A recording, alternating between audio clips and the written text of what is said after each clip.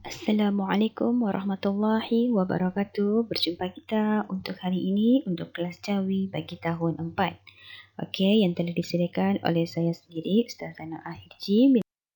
Baiklah, sebelum mulakan kelas, mari kita baca doa belajar bersama-sama. Bismillahirrahmanirrahim. Allahumma ftah alaina hikmataka wa anshur alaina min khazaini rahmatika ya arhamar rahimin. Rabbi shrah li sadri wa yassir li amri wahlul 'uqdatam min lisani yafqahul qawli. Amin amin ya rabbal alamin.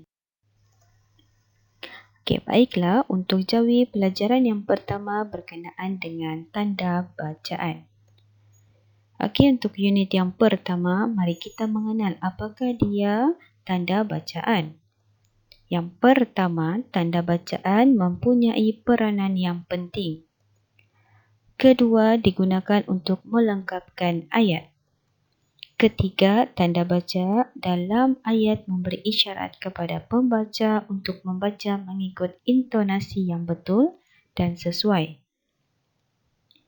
Dan yang terakhir, untuk mengenal tanda bacaan, membantu kita memahami teks yang dibaca kerana tanpa tanda baca, teks sukar difahami. Okey, untuk mengenal tanda bacaan, ianya amat penting untuk melengkapkan dalam satu ayat. Dan juga tanda bacaan ini penting untuk pembaca itu membaca mengikut intonasi yang betul. Kita tengok slide yang seterusnya. Berapakah jenis tanda bacaan yang anda tahu? Okey, tanda-tanda bacaan yang pertama yang anda harus tahu iaitu tanda nokta bertindih, tanda soal, tanda koma, tanda pengikat kata dan tanda seruan. Okey, Ustazah nak tunjukkan berkenaan dengan contoh penggunaan ayat. Yang pertama, bahagian tanda nokta.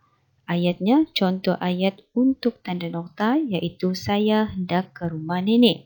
Okey, untuk ayat ini dilengkapi perlu ada tanda nokta di hujung ayat. Yang kedua, tanda nokta bertindih.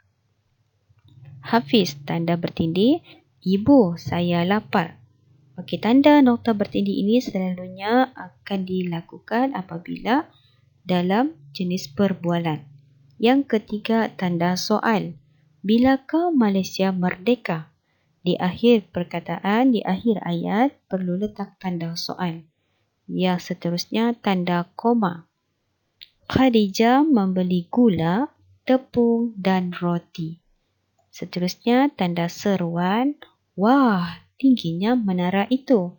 Tanda seruan ini perlu ada dua tanda di situ iaitu tanda koma dan juga tanda seru. Dan seterusnya tanda pengikat kata.